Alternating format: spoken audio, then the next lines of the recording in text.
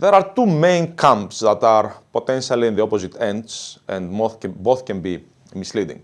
On the one camp, you have people that say generative AI is getting us very close to what one calls artificial general intelligence, which also creates a potential existential risks.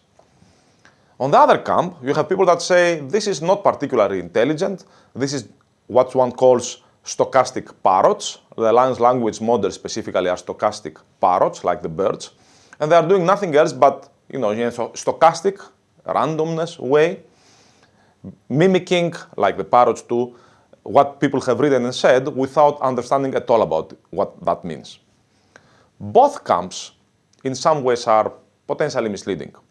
To begin with, the concept of artificial general intelligence can be itself a little bit misleading.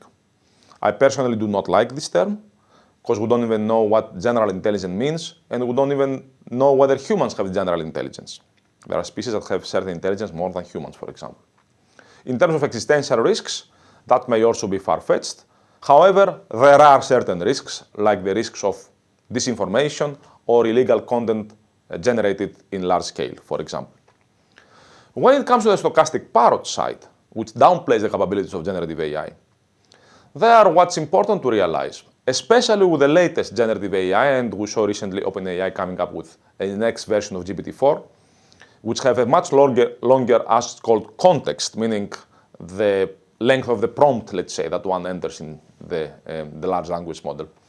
With such a long prompt, and with all the internal knowledge in the neural network used to build the generative AI systems, many people have developed insights that indicate that these models have in some way captured some kind of a world model, a model of how the world is, which itself is captured in the language that humans have used in what they write and say to describe the world.